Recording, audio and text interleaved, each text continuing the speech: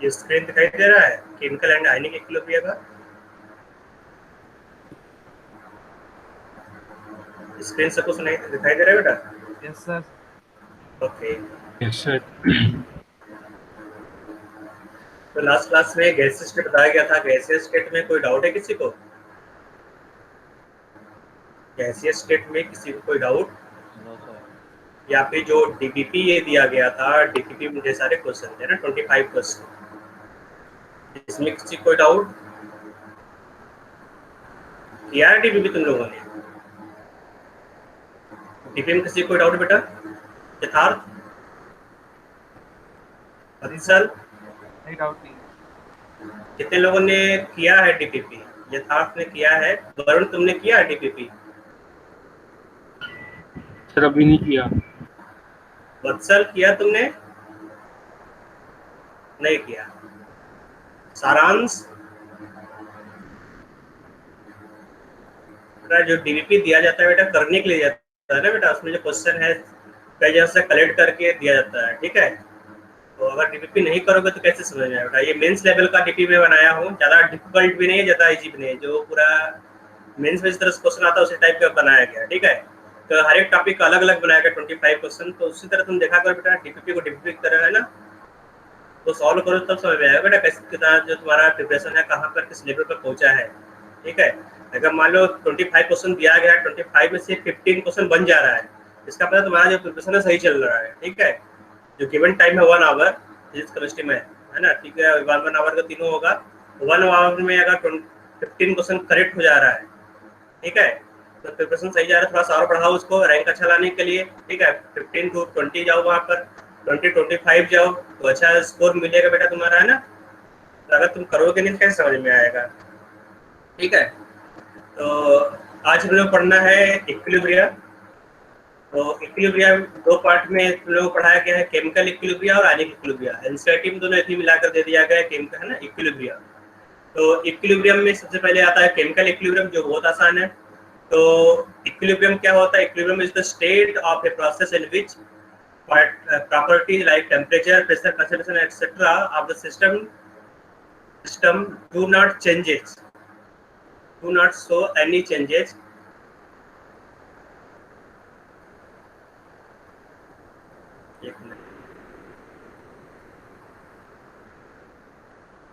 Do not show any changes with process of time. तो ये बहुत इंपॉर्टेंट लाइन बेटा। तो इक्विलिब्रियम पर टेम्परेचर, प्रेशर, कंसंट्रेशन ये सब चेंज नहीं होता है। जो भी फिजिकल ऑब्जर्वेबल है वो चेंज नहीं होगा, ठीक है। दूसरा यहाँ पर in all the process which attains equilibrium two opposing process और involve, that is forward process and reversible process, ठीक है, बैकवर्ड प्रोसेस। दोनों को मिलाकर केमिकल इक्विलिब्रियम बनता है या फिर इक्विलिब्रियम बनता है। यहाँ पे इक्विलिब्रियम बना तो इक्विलिब्रियम के बारे में बता रहा है ना। तो दो प्रोसेस यहाँ पर होगा, एक फॉरवर्ड दूसरा reverse. Equilibrium is attend when the rate of to opposing process become equal.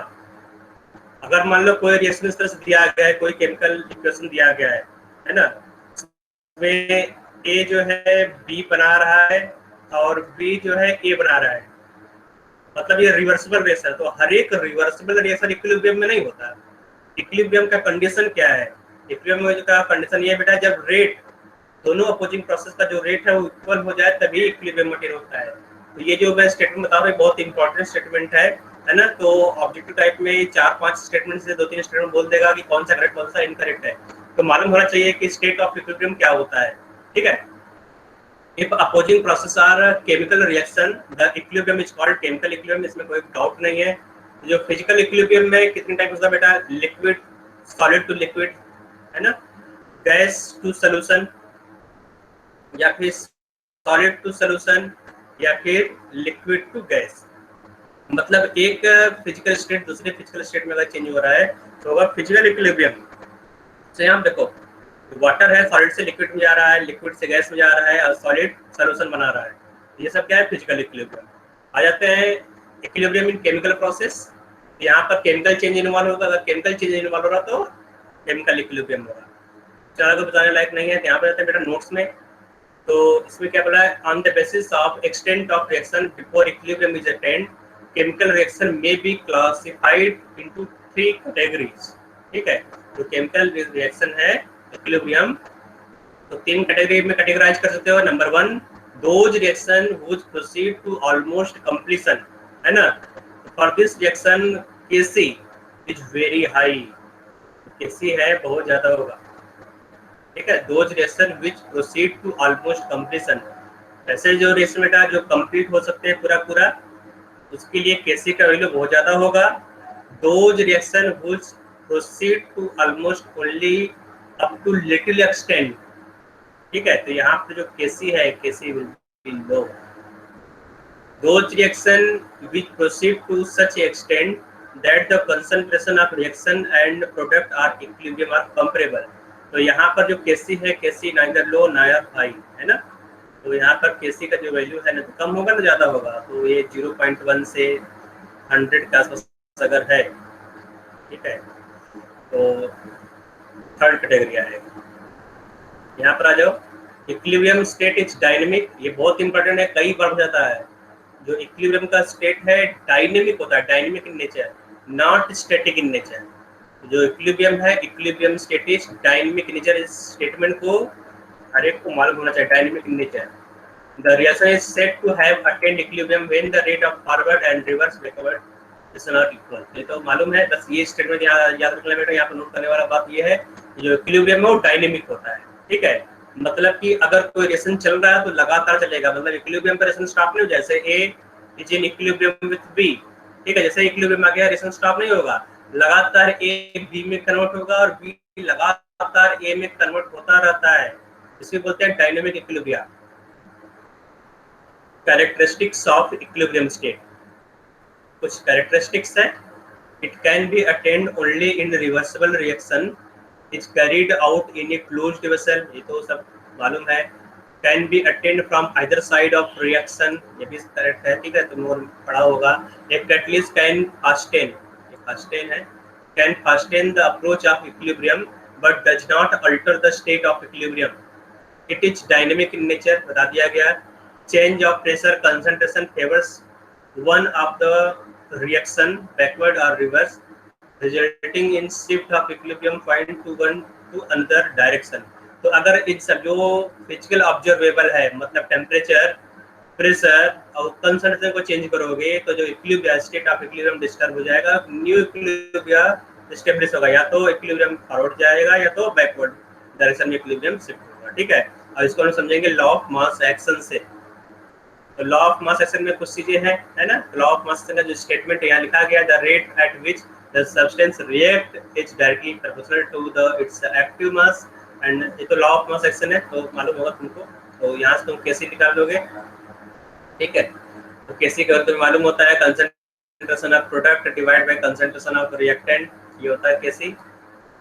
तो यहाँ पर सी क्यों लगाते हैं, क्योंकि यहाँ पर जो इक्विलिब्रियम कांस्टेंट है वो कंसंट्रेशन डिपेंडेंट, इसलिए तुमने सी लगा दिया, ठीक है। Active mass of molar active mass is the molar concentration of reacting substance actually participating in the reaction. तो एक्टिव मास बारे में तुम्हें मालूम है, जो स्क्वायर ब्रैकेट ए और आर यहाँ लिखा है उसको तो एक्टिव मास बोलते हैं, ठीक है। एक्टिव मास एक्टिव मास होता है क्या बेटा, the substance which the molar concentration of reacting substance actually participating in the reaction, ठीक है। तो active mass is equal to number of moles divided volume in litre, मतलब मोलरिटी यहाँ पर होगा, इससे ज्यादा कुछ लेने की जरूरत नहीं है यहाँ पर, एफ वगैरह भूल जाओ यहाँ पर, है ना। तो मोलरिटी याद रखो, मोलरिटी। तो ये भी तुम्हें मालूम है, के एफ बाई के बी, जो केसी होता है that is K F, rate of forward action divide by rate of backward action, KC is equal to K F by K B. आगे जाते हैं यहाँ पर, above equation is known as equilibrium equation, Kc is known as equilibrium constant. Equilibrium constant for the reverse reaction is the inverse of equilibrium constant of forward reaction. तो तुम्हें मालूम है property of chemical equilibrium में, अगर तुम reaction को change कर दोगे, उल्टा कर दोगे, तो इक्विलिब्रियम कांस्टेंट पहले का रेसिप्रोकल हो जाएगा, ठीक है। एक्सप्रेशन ऑफ Kc लिख लोगे, इक्विलिब्रियम कांस्टेंट और मास एक्शन रेशियो, तो ये भी तुम्हें मालूम है, कोई जनरल इक्वेशन दिया गया है तो उसका एक्सप्रेशन कैसे बनाओगे। when the reaction is not at equilibrium, this ratio is called QC. अगर रिएक्शन इक्विलिब्रियम में नहीं है तो जो रेशियो है इसको क्या बोलोगे? QC रिएक्शन कोसेंट बोलोगे. And QC is the general term used for the above given ratio at any instant of time, and at equilibrium QC becomes Kc. If the reaction is at equilibrium, then QC is equal to Kc. If a net reaction proceed from left to right, forward direction, if Q is smaller than Kc, and if Q is greater than Kc, reaction will go to the reverse direction. अब ये NCERT का पूरा है, NCERT इस तरह से बनाया हुआ है. अगर QC देखो दोनों, ये रेड वाला QC है रिएक्शन कोएफिशिएंट, ब्लू वाला Kc है इक्विलिब्रियम कांस्टेंट. दोनों अगर इक्वल है तो रिएक्शन इक्विलिब्रियम में रहेगा. यहाँ लिखा हुआ इक्विलिब्रियम. ठीक है. अगर QC की वैल्यू ज्यादा है, अगर QC की वैल्यू ज्यादा है तो रिएक्शन कहाँ जाएगा? बैकवर्ड. अगर QC का वैल्यू कम है तो रिएक्शन कहाँ जाएगा? Forward direction.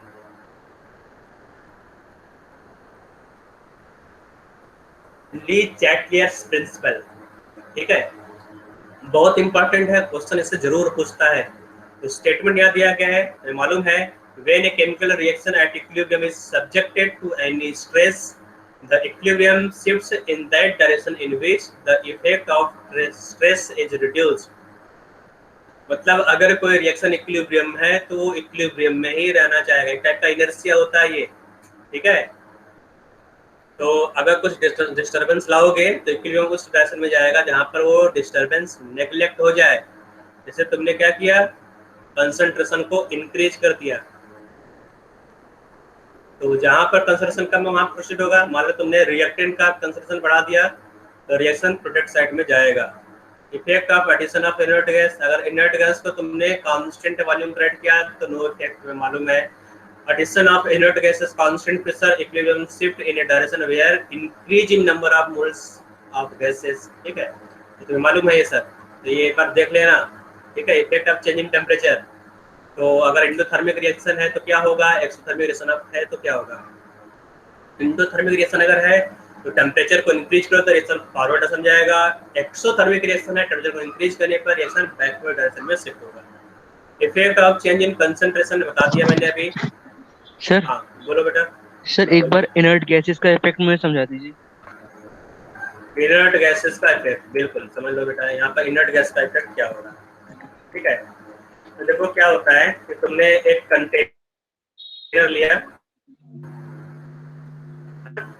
और कंटेनर में तुमने एक इक्विलिब्रियम को एस्टेब्लिश कर दिया. ठीक है. A is in equilibrium with B in gaseous state plus C in gaseous state. याद रखो कि जो एडिशन ऑफ इनर्ट गैस है ये केवल और केवल गैसियस स्टेट इक्विलिब्रियम के लिए है. ठीक है. अगर गैसियस स्टेट इक्विलिब्रियम नहीं है, मान लो लिक्विड फेज में चल रहा है, तो वहां पर इनर्ट गैस एडिशन का कोई इफेक्ट नहीं होगा. ठीक है. अब यहाँ पर जो इनर्ट गैस ने ऐड किया ये कांस्टेंट वॉल्यूम पर है, वॉल्यूम यहाँ पर फिक्स है. ठीक बेटा. जो Kc का इक्वेशन लिखोगे, Kc इज इक्वल टू क्या होगा बेटा? Concentration of B into concentration of C divide bye concentration of A, ये होगा. ठीक है. हाँ कंसंट्रेशन, हाँ BC डिवाइड बाय ये होगा. Yes sir. बस इसको और सिंपलीफाई कर देते हैं तो Kc is equal to number of moles of B divide by volume in litre, है ना, into number of moles of C divide by volume divide by number of moles of A divide by volume. ठीक है. तो आप इसको थोड़ा और simplify करोगे तो Kc is equal to Nb multiplied by Nc divide by Na, ये होगा मल्टीप्लाइड बाय यहाँ पर क्या बचेगा बेटा? 1/b. तो यहाँ पर एक टर्म आ रहा है बेटा, ये इसको तुमने सिंपलीफाई किया. Kc इज इक्वल टू, है ना, this number of moles terms multiplied by 1/b.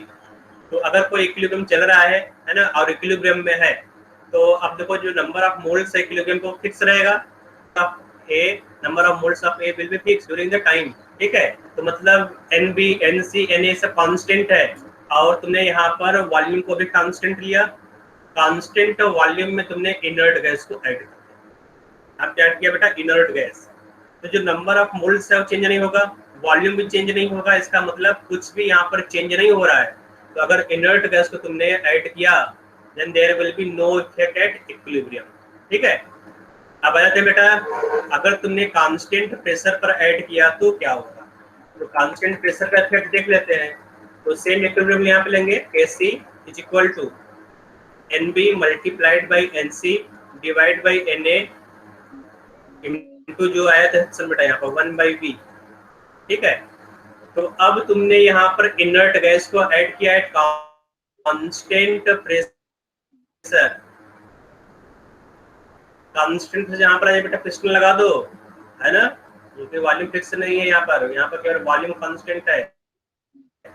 जब तुम यहाँ पर इनर्ट गैस को ऐड करोगे तो नंबर ऑफ मोल्स बढ़ जाएगा, तो जो नंबर ऑफ मोल्स बढ़ेगा उससे प्रेशर भी इंक्रीज हो जाएगा। प्रेशर को यहाँ पर कांस्टेंट करने के लिए तो क्या होगा बेटा, जो पिस्टन है ऊपर मूव करेगा कि नहीं करेगा। Yes sir. है ना, जो पिस्टन है पिस्टन थोड़ा सा ऊपर मूव करेगा। समझ में आ रहा है बेटा। Yes sir. अगर तुमने कांस्टेंट प्रेशर पर इनर्ट गैस को ऐड किया, वॉल्यूम यहाँ पर वॉल्यूम इंक्रीज होगा कि नहीं होगा। Yes sir. वॉल्यूम इंक्रीज हो जाएगा। ठीक है बेटा, वॉल्यूम जो है इंक्रीज हो जाएगा। याद रखो, अगर इस टाइप का इक्वेशन है यहाँ पर, इसका मतलब यहाँ पर जो डेल्टा एनजी है, डेल्टा एनजी क्या बेटा, 2 - 1 दैट इज 1 ग्रेटर देन 0। अगर डेल्टा एनजी पॉजिटिव है तो इनर्ट गैस को ऐड करोगे, वॉल्यूम बढ़ेगा। इसका मतलब जो केसी है, केसी का वैल्यू क्या होगा, ये तो डिनोमिनेटर इंक्रीज कर रहे हो, डिनोमिनेटर को इंक्रीज करोगे डिक्रीज होगा ना। Yes sir. बेटा देखो, जो वॉल्यूम है डिनोमिनेटर में है, तो अगर पूरा का पूरा रेशियो डिक्रीज होगा, है ना, जबकि ये रेशियो है क्या, कांस्टेंट है। इस कांस्टेंट को डिक्रीज नहीं होना चाहिए। इस कांस्टेंट को मेंटेन करने के लिए, फिर से वापस केसी के बराबर इक्विवेलेंट लाने के लिए, है ना, क्या होगा, डिनोमिनेटर का वैल्यू उसको बढ़ाओगे, ये बढ़ेगा। Number of moles of B and number of moles of B, number of moles of C increase होगा। तो बी और सी कैसे इंक्रीज होगा, जब इक्विलिब्रियम, बी और सी कैसे इंक्रीज करोगे बेटा, जब इक्विलिब्रियम किस डायरेक्शन में शिफ्ट हो, फॉरवर्ड डायरेक्शन में, मतलब फॉरवर्ड डायरेक्शन में करेगा। तो अब यहाँ पे एक केस मैंने लिया बेटा, delta NG is greater than 0। दूसरा केस क्या हुआ, delta NG is less than 0, है ना। उसी तरह से ये भी बन जाएगा, अगर delta NG is less than 0 है तो उस केस में क्या होगा, कर लोगे ना बेटा। Yes sir. यस सर, हो जाएगा ये। सर ओके, तो हाँ, और किसी कोई डाउट है। अपनी बेटा आगे बढ़ो। सर ओके, तो आगे है effect of change in temperature. तो अगर टेम्परेचर चेंज हो रहा है तो उसका इफेक्ट कैसे देखेंगे ना, आ जाते हैं।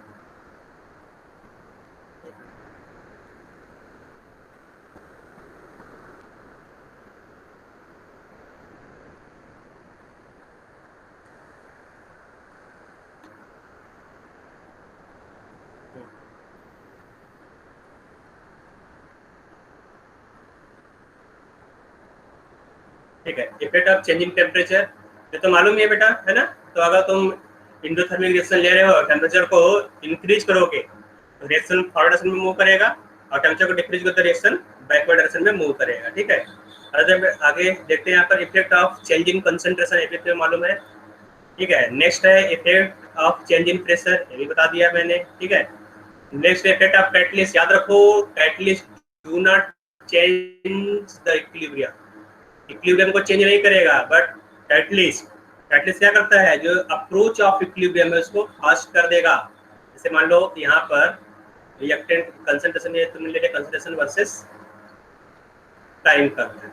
ठीक है, तो जो रिएक्टेंट है, रिएक्टेंट का कंसंट्रेशन टाइम साथ डिक्रीज होगा, ये रिएक्टेंट है, और जो तुम्हारा प्रोडक्ट है, प्रोडक्ट का कंसंट्रेशन टाइम साथ इंक्रीज होगा, और एक टाइम के बाद यहाँ पर इक्विलिब्रियम आ जाएगा। ठीक है, इस टाइम के बाद यहाँ पर इक्विलिब्रियम आ गया।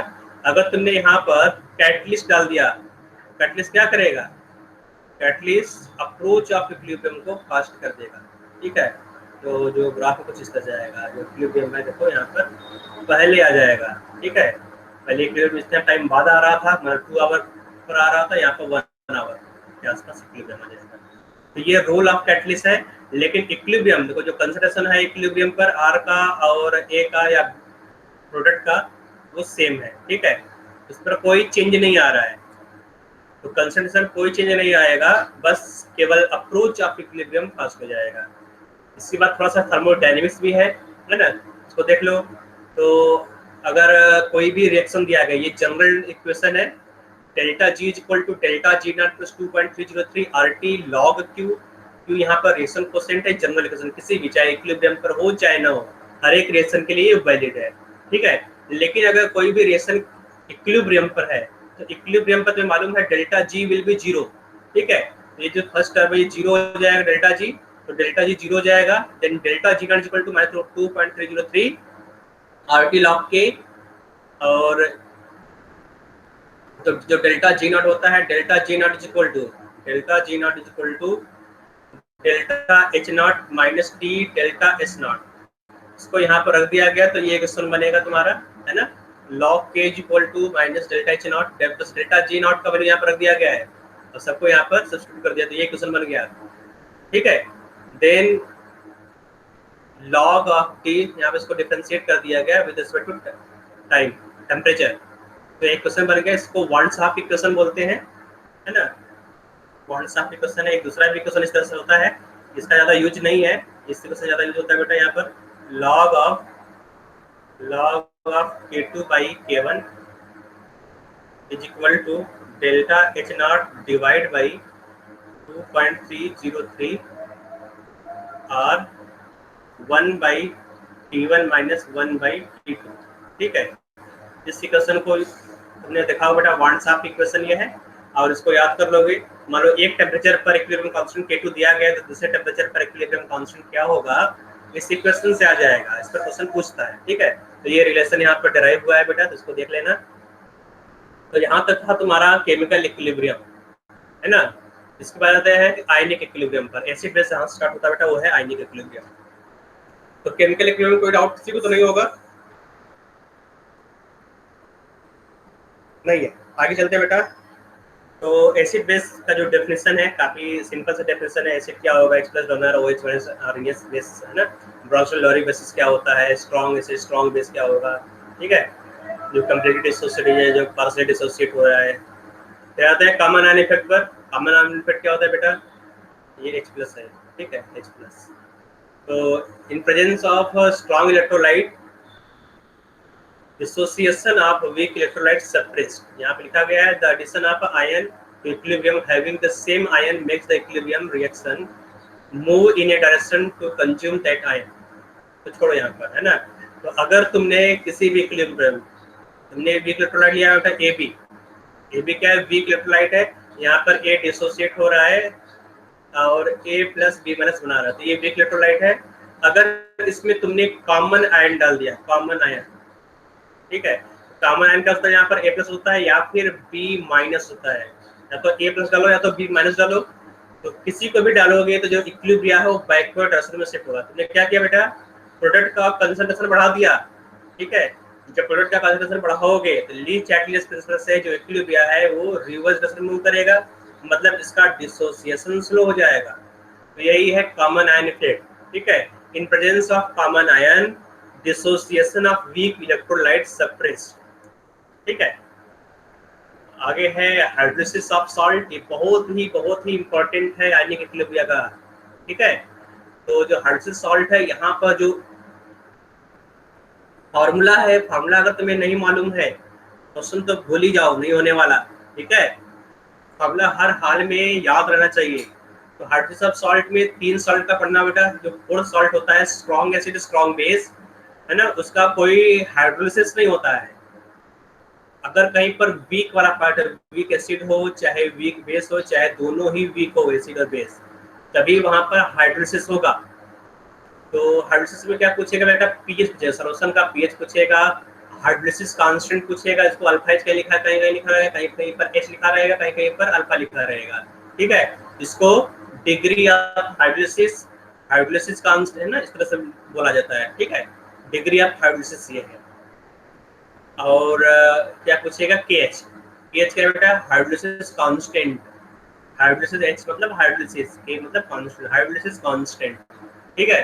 तो तीनों फॉर्मूला तुम्हें याद रहना चाहिए और तुम्हें मालूम होना चाहिए बेटा कि सॉल्ट कौन सा है। जैसे CH3COONA है ना, ये कौन सॉल्ट है, salt of weak acid and strong base.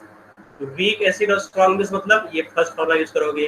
अगर तुमने यहाँ पे ले लिया अमोनियम क्लोराइड NH4Cl, ये क्या होगा, weak base and strong acid का salt, salt of weak base and strong acid, ये फॉर्मूला यूज करोगे। अगर दोनों ही पार्ट वीक हो जाए, CH3COONH4 है ना, ये क्या होगा बेटा, ये थर्ड फॉर्मूला यूज करोगे। कहीं कहीं पर डाई बेसिक एसिड हो जाता है ना, जैसे यहाँ पर एक क्वेश्चन दिया रहता है यहाँ पर कि NH4 होल ट्वाइस SO4, ठीक है, NH4 होल ट्वाइस SO4, तो क्या H2SO4 से आया हुआ सल्फेट आयन, तो ये स्ट्रॉन्ग एसिड और वीक बेस का कॉम्बिनेशन है, ठीक है। तो स्ट्रॉन्ग एसिड और वीक बेस का कॉम्बिनेशन, बस यहाँ पर जो कंसंट्रेशन टर्म है वो डबल हो जाएगा, ठीक है, जो अमोनियम आयन आएगा वो डबल हो जाएगा। याद रखना, यहाँ पर हम लोग जो फॉर्मूला यूज करते हैं यहाँ पर वो मोनो एसिडिक बेस या फिर मोनो बेसिक एसिड के लिए यूज होता है फॉर्मूला। अगर कहीं पर भी डाई बेसिक या डबल आ गया, उसी अकॉर्डिंग हम लोग फार्मूला को चेंज कर लेंगे, ठीक है। आ जाते हैं यहाँ पर, नेक्स्ट है बफर सोल्यूशन। तो बफर में मालूम है क्या होता है, बफर सोल्यूशन, ठीक है। बफर सोल्यूशन वो सोल्यूशन होता है इसमें स्मॉल अमाउंट में एसिड या बेस को ऐड करोगे तो पीएच में कोई खास सिग्निफिकेंट चेंज नहीं हो, तो तुम बफर सोल्यूशन बोलोगे, ठीक है। बफर सोल्यूशन दो टाइप का होता है, एसिडिक बफर, दूसरा होता है बेसिक बफर, ठीक है। एसिडिक बफर में तुम वीक एसिड लोगे, बेसिक बफर में तुम वीक बेस लोगे। जिस टाइप का बफर है वही एसिड या बेस होगा, ठीक है। तो अगर एसिडिक बफर है तो वीक एसिड, तो एक वीक एसिड लेते हैं यहाँ पे CH3COOH, ठीक है, ये वीक एसिड हो गया, साथ में इसका कॉन्जुगेट बेस होना चाहिए। तो कॉन्जुगेट बेस क्या होगा, CH3COO माइनस, तो वीक एसिड और इसका कॉन्जुगेट बेस दोनों एक साथ हो गया। तो ये जो कॉम्बिनेशन है क्या बनाएगा, एसिडिक बफर। याद रहे बेटा, weak acid and its conjugate base coexist together in solution, then that solution is known as buffer solution। और अगर एसिडिक बफर है तो ये फॉर्मूला यूज करोगे, इसको हेंडरसन्स फॉर्मूला बोलते हैं, है ना। तो अच्छे से करा गया हो, यहाँ से पीएच तुम कैलकुलेट कर लोगे। और अगर वीक डाई बेसिक एसिड है, याद रखो ये तुम्हें नहीं लिखवाया गया होगा, वीक डाई बेसिक एसिड, जैसे तुम्हें दे दिया गया यहाँ पर वीक डाई बेसिक एसिड में, है ना, तो ऑक्जेलिक एसिड से हो गया H2C2O4, तो ये वीक डाई बेसिक एसिड हो गया। तो ये दो पार्ट में डिसोसिएट होगा, पहले क्या देगा यहाँ पर H++ माइनस, सेकेंड स्टेप में क्या देगा HC2O4 minus will give you again H++C2O4 2 minus. दो स्टेप में डिसोसिएट होगा। जो फर्स्ट स्टेप है, फर्स्ट स्टेप में जो इक्विलिब्रियम कांस्टेंट उसको K1 बोलते हैं, सेकेंड स्टेप में जो प्रोटॉन निकालेगा उसको Ka2 बोलोगे, ठीक है। Then pH of solution will be pKa1 plus pKa2/2, इसका जो है मीन ले लो, ठीक है। तो जो मीन होगा वही होगा pH ऑफ सॉल्यूशन, ठीक है। where pKa1 and pKa2 are first and second dissociation constant of acid। दूसरा फार्मूला यहाँ पर week base and salt buffer, इसको बेसिक बफर भी बोलते हैं। यहाँ पे फार्मूला सेम फार्मूला यूज करोगे, बस यहाँ पर एक जगह पर है ना, यहाँ पे फार्मूला गलत है, यहाँ पर POH रहता है, ठीक है। POH is equal to PKB plus log of conjugate acid divide by base, ये फार्मूला यहाँ पे यूज होगा। तो यहाँ से POH निकलेगा और तुम्हें मालूम है pH plus POH is equal to 14 होता है, ठीक है। इसको यूज करके pH निकाल लोगे। ठीक है बेटा, तो यहाँ तक बफर में किसी को डाउट है? बफर में डाउट नहीं है, किसी को डाउट नहीं है बफर में, है ना? किसी कोई क्वेश्चन पूछना है बफर में? कहीं पे कोई कंफ्यूजन नहीं? ओके, आ जाते हैं सॉल्युबिलिटी एंड सॉल्युबिलिटी प्रोडक्ट। ठीक है, तो सॉल्युबिलिटी प्रोडक्ट क्या होता है? तो देखो बेटा, जो सॉल्युबिलिटी है हम लोग स्पारिंगली सॉल्युबल सॉल्ट के लिए निकालते हैं। जैसे सॉल्युबिलिटी हम किसी भी सॉल्ट में निकाल सकते हैं, लेकिन जो सिलेबस है, सिलेबस में हम लोग स्पारिंगली सॉल्युबल सॉल्ट का सॉल्युबिलिटी निकालते हैं। स्पारिंगली सॉल्युबल सॉल्ट मतलब जिसका सॉल्युबिलिटी बहुत कम हो, है ना, उसको तुम स्पारिंगली सॉल्युबल सॉल्ट बोलोगे। तो जैसे यहाँ पे सॉल्ट दिया गया, सॉल्ट AB, AB को, AB सॉलिड यहाँ पर है, इसको तुमने वाटर में डाल दिया, क्या बनाएगा? A + aqueous B - aqueous। ठीक है, तो जो इसका इक्विलिब्रियम कांस्टेंट होगा that is KSP is equal to concentration of A plus into concentration of B minus divide by active mass of AB। AB क्या सॉलिड स्टेट में है? अगर कोई सब्सटेंस सॉलिड है तो उसका एक्टिव मास क्या होता है? 1 होता है, तो इसको 1 लिखोगे। Then KSP is equal to A plus B minus. ठीक है, ओके। अब इसके बाद जो एक्सप्रेशन बनता है उसमें कुछ लोगों को कंफ्यूजन होता है। कुछ लोगों ने मुझसे डाउट पूछा था, उसमें भी कंफ्यूजन था, तो देख लेते बेटा कंफ्यूजन कहाँ से राइज होता है, उसको कैसे क्लियर करोगे कंफ्यूजन को। ठीक है, तो जैसे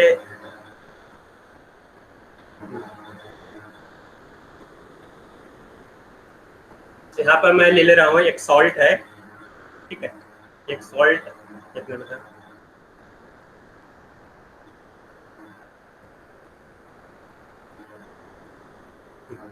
यहाँ पे एक सॉल्ट मैं ले रहा हूँ AB। ठीक है, तो AB सॉलिड स्टेट में है, जब इसको डिसोसिएट कराओगे तो क्या बनाएगा? A plus aqueous plus B minus aqueous. ठीक है, तो डिसोसिएट होने पर ये बना रहा है। स्टार्टिंग में जो सॉलिड है उसका तुमने नंबर ऑफ मोल्स तुमने A लिया, तो टाइम t=0 पर ये दोनों 0 0 होगा। ठीक है, तो दिया रहता है क्वेश्चन में सॉल्युबिलिटी ऑफ सॉल्ट, जो सॉल्युबिलिटी है सॉल्ट दिया है बेटा वो स्मॉल s दिया रहेगा। ठीक है, मतलब तुम इसको मैक्सिमम स्मॉल s मोल पर लीटर डिसॉल्व कर पाओगे। जो सॉल्युबिलिटी होता है, सॉल्युबिलिटी क्या होता है बेटा? Number of moles dissolved in 1 litre of substance. ठीक है, तो number, maximum number of moles that can be dissolved in 1 litre are known as solubility. इसका मतलब जो तुमने सॉल्ट लिया है उसमें से केवल S मोल ही पर लीटर डिसॉल्व कर पाओगे, A मोल में से केवल S मोल ही डिसॉल्व होगा। ठीक है, तो डिसॉल्व होने पर ये क्या बनाएगा बेटा? जितना डिसॉल्व होगा, देखो 1 मोल से 1 मोल A प्लस मिलेगा, तो S मोल डिसॉल्व हुआ तो क्या मिलेगा? S मोल मिलेगा, है ना। यहाँ पर 1 मोल से 1 मोल B माइनस मिलेगा, तो S मोल से S मोल मिलेगा। तो यहाँ तुम फार्मूला लगाओगे KSP is equal to concentration of A plus into concentration of B minus, है ना, डिवाइड बाय 1 होगा।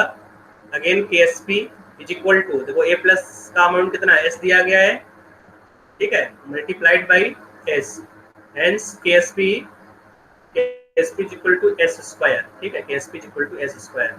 तो ये तो आसान था। अब क्या होता है बेटा, अगर हम लोग यहाँ पर कोई ऐसा सॉल्ट ले लें जिसमें, जैसे मैंने यहाँ ले लिया AH2S3 ले लिया, AH2 एक सॉल्ट लिया यहाँ पर AH2S3,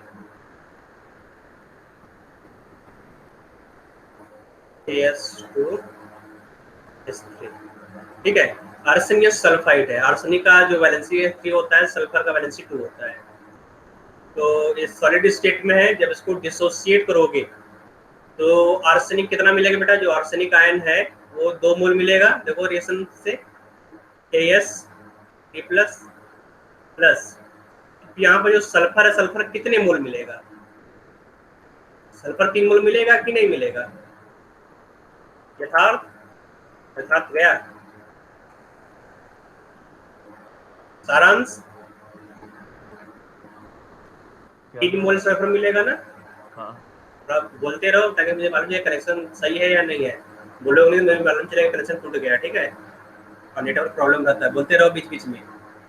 ठीक बेटा, तो 3s2 माइनस, अब क्या हुआ बेटा यहाँ पर, मान लेते हैं जो सॉल्ट है, हाँ बेटा बोलो। AS का तो हो जाएगा 4s स्क्वायर। बिल्कुल, तो यहाँ पर क्या होगा, जीरो ए मोल तुमने लिया, इसको जीरो लिया, इसको जीरो लिया, ये time t equal to zero पर है, और यहाँ पर तुमने time t equal to T ले लिया, तो इसका सॉल्बिलिटी स्मॉल एस है। ठीक है, तो अब यहाँ देखोगे कि जो आर्सेनिक है, आर्सेनिक कितना बनेगा, तो 1 मोल है, 1 मोल से 2 मोल आर्सेनिक बन रहा है, तो एस मोल यहाँ पे डिकम्पोज हुआ, तो एस मोल में से कितना बनेगा, 2s मोल बनेगा कि नहीं? Yes sir. बस नंबर ऑफ मोल्स करो, तो नंबर ऑफ मोल की तरह सोचो, यहाँ पर 1 मोल से 2 मोल, तो s मोल से 2s मोल। ठीक है, और यहाँ पर कितना बनेगा, 3s।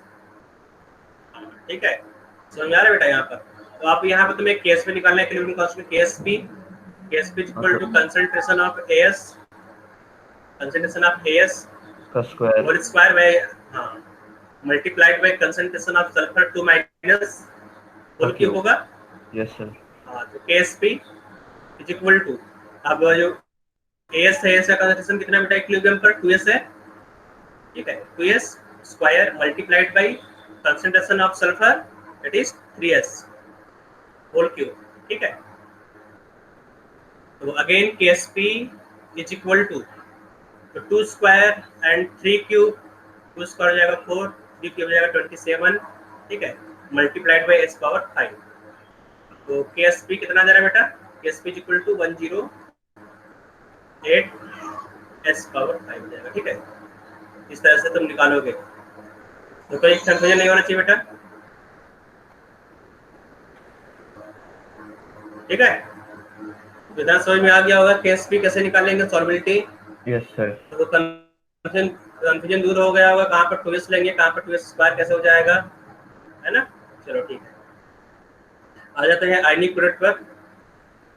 जो आयनिक प्रोडक्ट है, आयनिक प्रोडक्ट अगर कोई स्ट्रॉन्ग इलेक्ट्रोलाइट है, तो स्ट्रॉन्ग इलेक्ट्रोलाइट का से यहाँ पर तो तुमने यहाँ पर लिखा था ये सब, है ना, ये स्पार्कली सॉल्ट का तुमने लिखा था सॉल्युबिलिटी, और अगर कोई स्ट्रॉन्ग इलेक्ट्रोलाइट को तुमने वाटर में डिजॉल्व कर दिया, तो आयंस का जो मल्टीप्लाइंग प्रोडक्ट है, जो केएसपी वहां पर आयनिक प्रोडक्ट्स को बोलते हैं। जैसे यहाँ तुमने एक सॉल्ट ले लिया NaCl, ठीक है, NaCl ले लिया सॉल्ट, इसको डिजॉल्व कर दिया, क्या बनाया बेटा, Na plus plus Cl minus.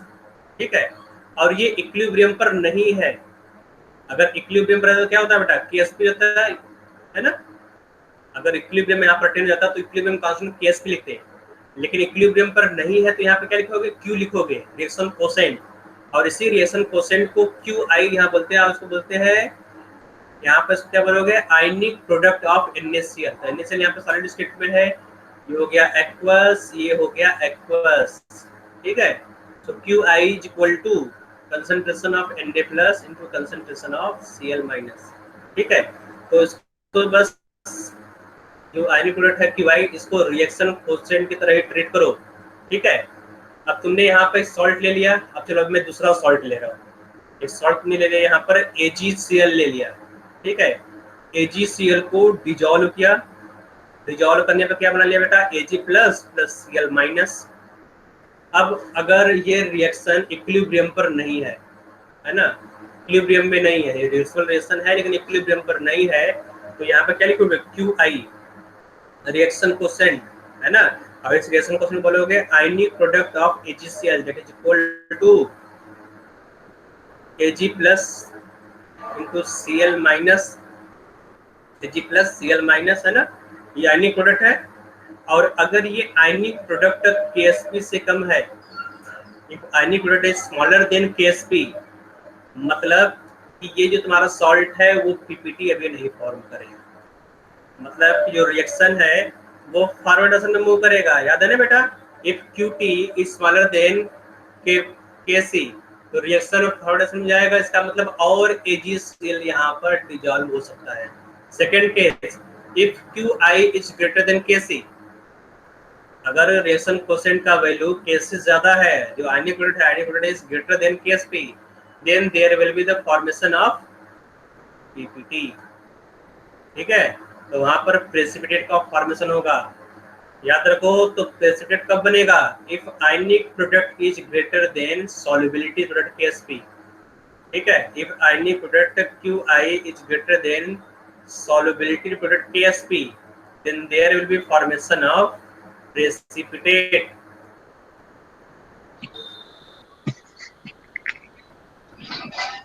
बोलो बेटा सर ये जो क्या डाउट है? NaCl, सर ये जैसे अभी हाँ आपने बोलो। NaCl की रिएक्शन कराई थी सर, उसके अंदर जो हाँ डिसोसिएशन कांस्टेंट होगा वो तो मतलब 1 हो जाएगा कि मतलब पूरी पूरी तरीके से NaCl डिसॉल्व हो जाएगा वाटर के अंदर। बेटा यहाँ पर अभी तो फिलहाल अगर तुमने स्मॉल अमाउंट वाटर लिया, ठीक है, इसे टेस्ट ट्यूब लिया, इसमें थोड़ा सा वाटर लिया, थोड़ा सा NaCl डिजॉल्व हो जाएगा, ठीक है। डिजॉल्व करते जाओ NaCl को, डिजॉल्व करते जाओ बेटा, डिजॉल्व करते थे एक ऐसा स्टेज आएगा जब तुम और NaCl को डिजॉल्व नहीं कर पाओगे, इसको बोलते हैं सैचुरेशन पॉइंट, है ना। Yes sir. और उस जब सैचुरेट हो जाएगा सोल्यूशन, वहीं पर तुम उसका सॉल्युबिलिटी निकालते हो, ठीक है। Maximum amount of NaCl that can be dissolved in given amount of solvent, it is known as solubility. तो वहीं पर इक्विलिब्रियम आ जाएगा, तो वहां पर जो Kc वैल्यू तुम निकालोगे, यहाँ पर जो NaCl के लिए Kc वैल्यू बहुत ज्यादा, जो Ksp वैल्यू है Ksp वैल्यू ज्यादा होता है, ठीक है।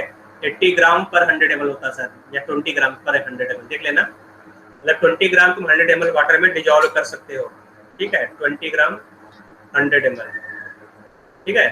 और इससे ज्यादा सॉल्युबिलिटी होता है शुगर का, शुगर को 80 ग्राम पर 100 ml तुम डिजॉल्व कर सकते हो। NaCl से ज्यादा सॉल्युबल होता है शुगर, ठीक है, शुगर या ग्लूकोज। और कोई क्वेश्चन है? नहीं सर।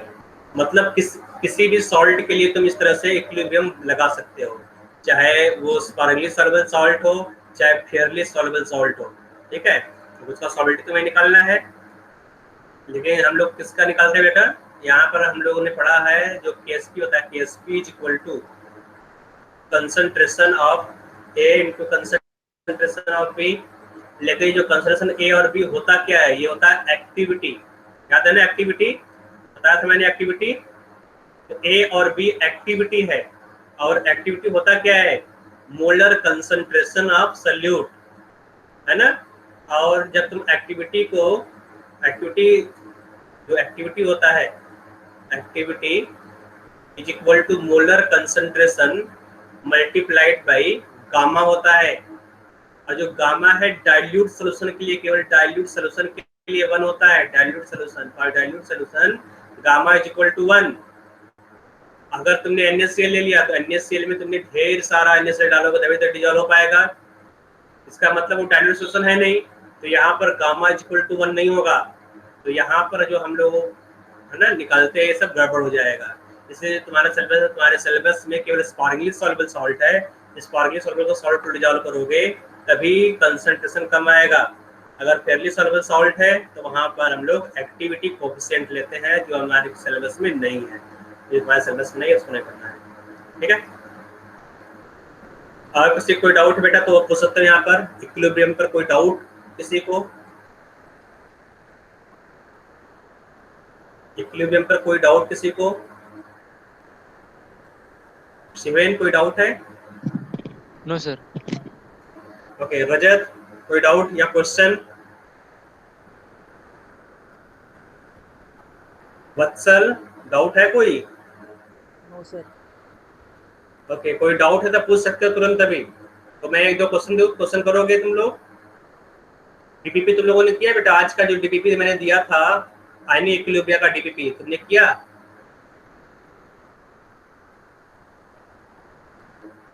आयनिक इक्विलिब्रियम डीपीपी तुम लोगों ने नहीं किया बेटा?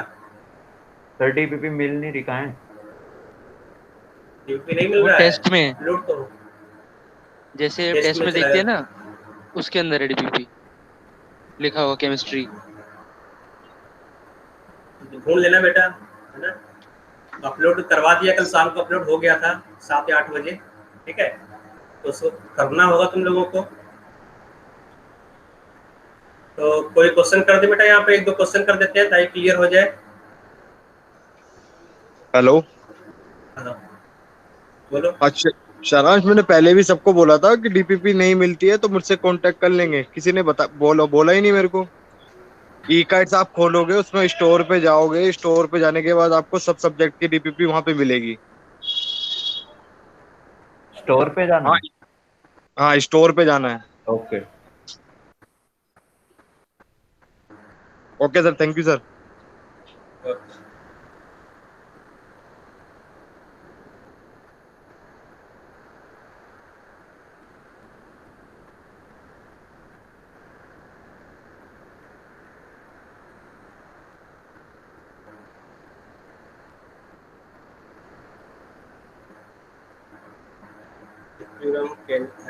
ले लेते हैं टॉपिक, सॉल्युबिलिटी ले लेते हैं।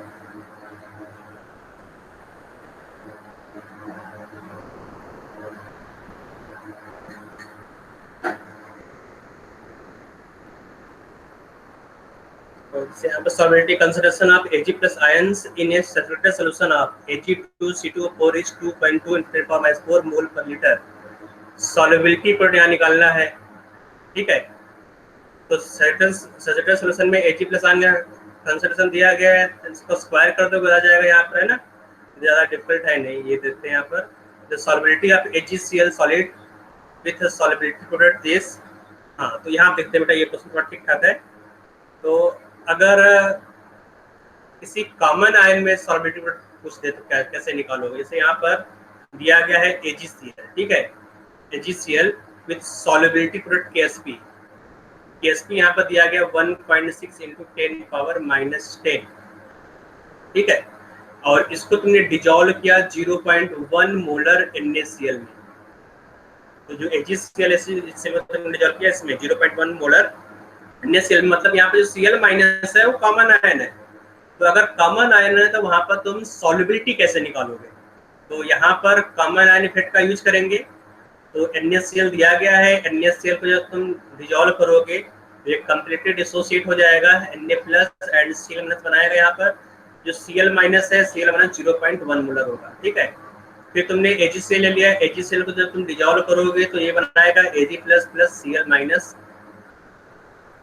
ठीक है। तो यहाँ पर टाइम t इक्वल टू 0 पर HCl को तुमने अमाउंट A ले लिया, Ag प्लस का अमाउंट 0 होगा, जो Cl माइनस बेटा इनिशियली यहाँ पे देखो पहले से तुमने नेचुरल सोल्यूशन बनाया हुआ है, इस सोल्यूशन में तुमने HCl को डाला है ना, तो कितना हो जाएगा Cl माइनस 0.1 मोलर। तो टाइम t इक्वल टू 0 पर Cl माइनस तुम्हें मिल जाएगा 0.1 मोलर, ऑलरेडी मिल जाएगा। यहाँ चलोगे time t equal to t, है ना, let the solubility of this HCl is small s, तो A माइनस s होगा। तो अब एक मोल में से S डिसोसिएट हो रहा है, तो यहाँ क्या बनेगा S, है ना, और Cl माइनस कितना बनेगा, S बनेगा 0.1 पहले से ही था, S और डिसोसिएट हो गया तो 0.1 प्लस S। KSP कैसे निकालोगे? KSP is equal to the concentration of Ag plus into concentration of Cl minus, ठीक है। इस वैल्यू को रख दोगे यहाँ पर, KSP ऊपर दिया गया है क्वेश्चन में, है ना, 1.6 × 10⁻⁻10 is equal to concentration of Ag plus that is small s, concentration of Cl minus that is 0.1 plus small s, ठीक है। तो अब यहाँ पर देखोगे तो अगर इसको सॉल्व करना होगा तो एक क्वाड्रेटिक इक्वेशन बनेगा, तो सॉल्व करना थोड़ा डिफिकल्ट हो जाएगा। तो थोड़ा बहुत यहाँ पर अप्रोक्सीमेशन चलता है, ठीक है। तो अप्रोक्सीमेशन क्या यूज करोगे बेटा कि सॉल्युबिलिटी जो तुमने सॉल्व लिया HCl, इसका सॉल्युबिलिटी बहुत कम होगा, है ना, तो सॉल्युबिलिटी S है दैट इज लेस देन 0.1, है ना। अगर सॉल्युबिलिटी कम है so you can neglect small s with respect to 0.1, you can neglect solubility s small s with respect to 0.1 since 0.1 is bigger number than s, ठीक है। ये कैसे मालूम चला बेटा कि जो s स्मॉलर नंबर होगा, क्योंकि जो सॉल्युबिलिटी प्रोडक्ट है Ag प्लस और Cl तुम मल्टीप्लाई करोगे, इसका वैल्यू कितना हो जाएगा 10⁻⁻10, इसका मतलब s का वैल्यू स्मॉल होगा। तो जब तुम अप्रोक्सीमेशन यूज कर लोगे तो 1.6 × 10⁻⁻10 is equal to s multiplied by 0.1 आएगा, ठीक है। यहाँ से तुम्हें सॉल्युबिलिटी मिल जाएगा 1.6 × 10⁻⁹, ठीक है। ये तुम्हारा जाएगा solubility of HCl in 0.1 molar NaCl।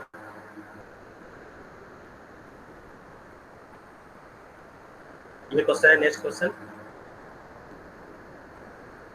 The solubility product of AgI at 25 degree Celsius is this, solubility of AgI in 0.4 molar of Ki। यहाँ पर भी बस सेम तरह से है, यहाँ पर भी कॉमन आयन I माइनस होगा, ठीक है।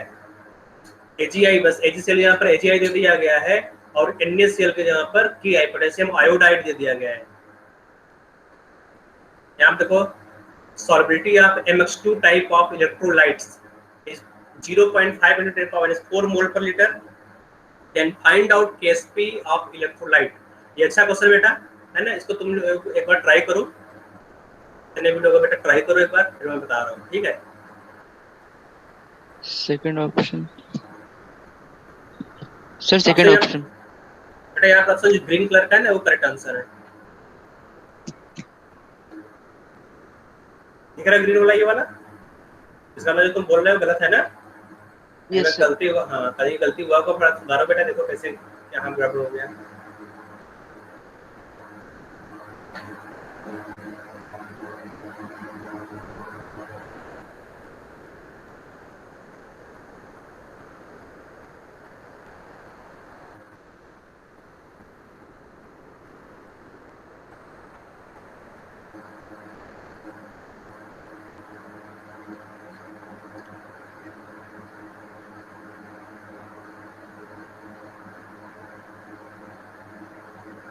हो गया बेटा, हो गया होगा।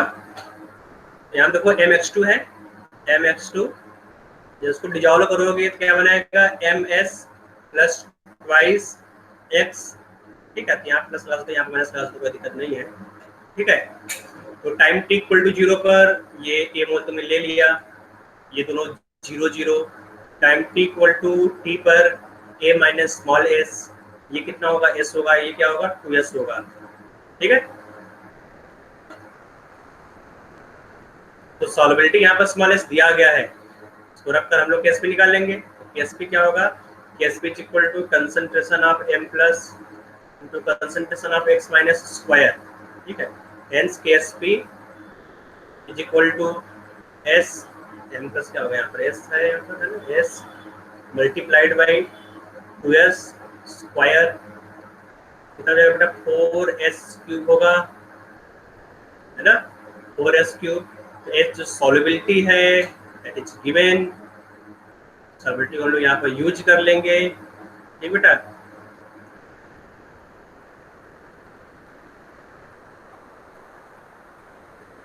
तो KSP कितना हो जाएगा, KSP is equal to 4 multiplied by 0.5 into 10 power minus 4 whole cube, है ना। तो निकालोगे यहाँ पर तो क्या हो जाएगा, 4 multiplied by 0.5 whole cube into 10 raise to the power 4 minus 12 हो जाएगा, ठीक है। 4 multiplied by 0.5 multiplied by 0.5 multiplied by 0.5, तो कितना हो जाएगा बेटा 0.125 हो जाएगा, है ना, इंटू 10 रेज पावर माइनस 12, ठीक है। निकाल लोगे बेटा, आंसर आ रहा है। Yes sir. तो आ गया होगा यहाँ पर 0.5 इंटू 10 रेज पावर माइनस 12, सब करेक्ट होगा तो 5 इंटू 10 रेज पावर माइनस 13, है ना, देखो इस तरह से आएगा। तो पहले बेटा यहाँ पर देखो, इसमें तुमने गलती क्या किया होगा मेरे हिसाब से, कि तुमने यहाँ पर स्क्वायर नहीं लगाया होगा, ठीक है। तो यहाँ पर 2x स्क्वायर होगा, ठीक है। तो मिस मत करना, तो गलती कर देते हैं यहाँ पर ना, s मल्टीप्लाई टू s कर देते हैं, स्क्वायर लगाना भूल जाते हैं, इसको करना बहुत जरूरी है, नहीं करो तो आंसर गलत होगा। तो पहले इस क्वेश्चन बना लिया करो, उसके बाद उसको सॉल्व किया करो।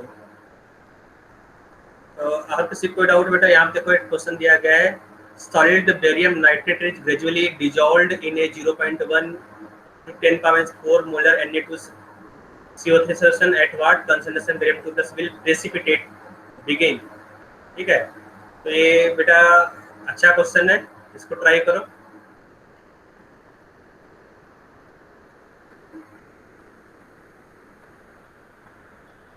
ट्राई करके मुझे दिखाओगे, शो करोगे स्क्रीन के ऊपर लगाकर अपना कॉपी, ताकि मुझे दिखाई दे।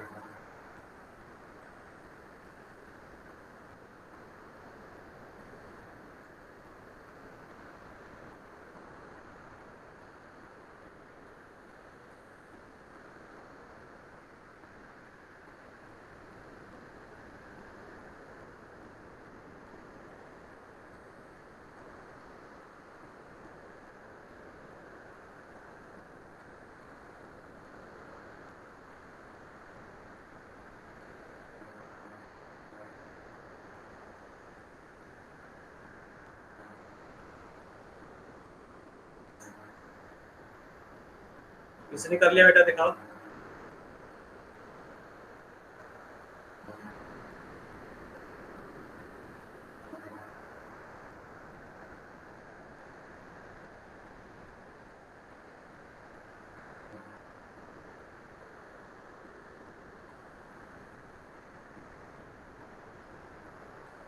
किसी को होगा बेटा?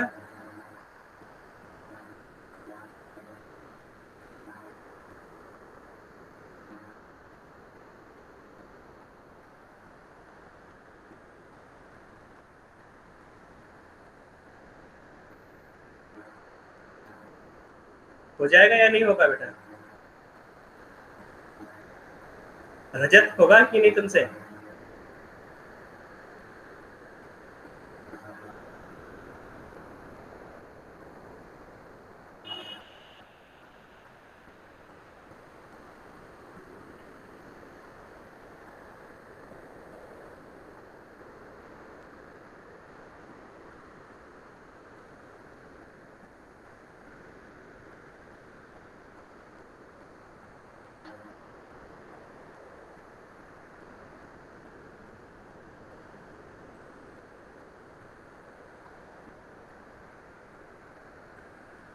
वरुण हुआ या फिर कर लोगे या नहीं?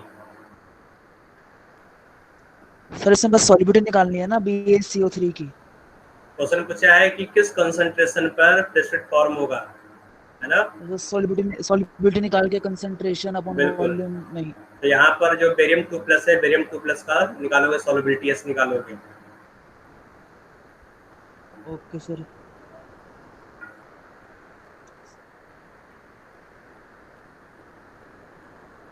देखो इस टाइप का क्वेश्चन आ जाए तो कैसे करोगे, है ना? तो यहाँ पर दिया गया है, तुमने बेरियम नाइट्रेट को, ये बेरियम नाइट्रेट है, इसको तुमने ग्रेजुअली ऐड किया इसमें बेटा Na2CO3 में।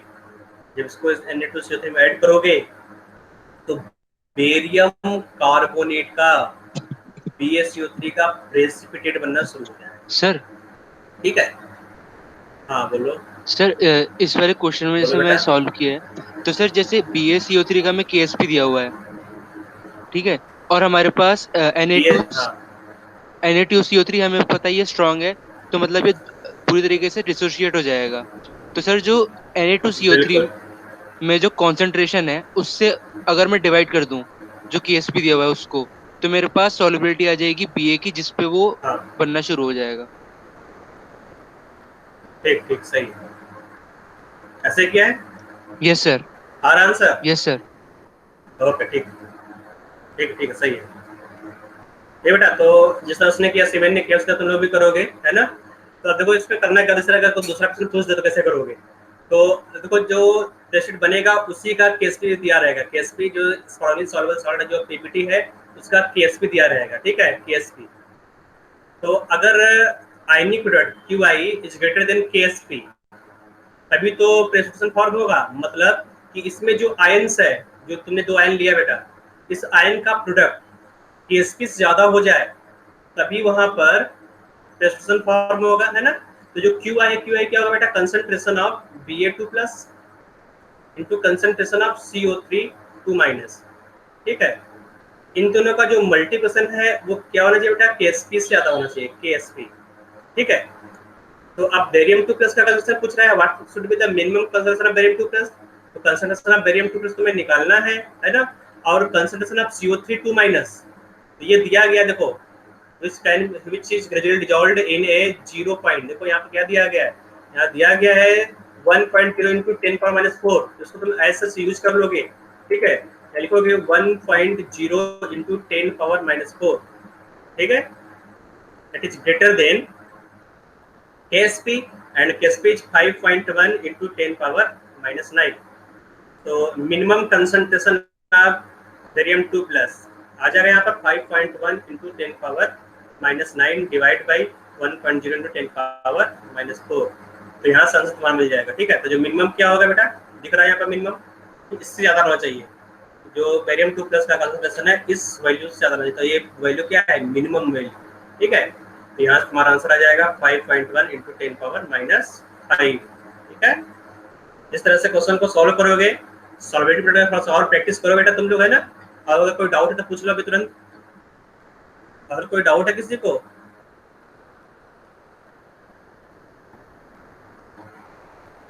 वत्सल, समझ में आया ये क्वेश्चन? Yes sir. ओके, इस तरह से करना है बेटा, इस तरह से क्वेश्चन पूछता है मेंस में, है ना। अब पूछने लगा है, प्रैक्टिकल बेस्ड क्वेश्चन नहीं है ना, प्रैक्टिकल में हम लोग करते हैं लैब में, तो उस टाइप का क्वेश्चन है तो पूछेगा ये, ठीक है। तो नेक्स्ट क्लास में हम लोग थर्मोडायनेमिक्स पढ़ेंगे, इसमें अगर कोई डाउट है तो नेक्स्ट क्लास पूछ सकते हो, ठीक है। अगर कोई टॉपिक ऐसा हो जो तुम्हें समझ में नहीं आ रहा है इस केमिकल इक्विलिब्रियम और आयनिक इक्विलिब्रियम में, तो नेक्स्ट क्लास में पूछ सकते हो। Next class thermodynamics and thermochemistry, तो अच्छे से पढ़ कर आओगे थर्मोडायनेमिक्स थर्मोकेमिस्ट्री, और जो डाउट है डाउट मुझसे एडवांस में पूछ लोगे, ठीक है। Okay sir. बेटा डीपीपी सॉल्व करते रहो, जो डीपीपी नहीं किया इसमें क्वेश्चन डाला गया डीपीपी का, डीपीपी में वो सॉल्व करो। तो बाय बाय बेटा। Okay sir.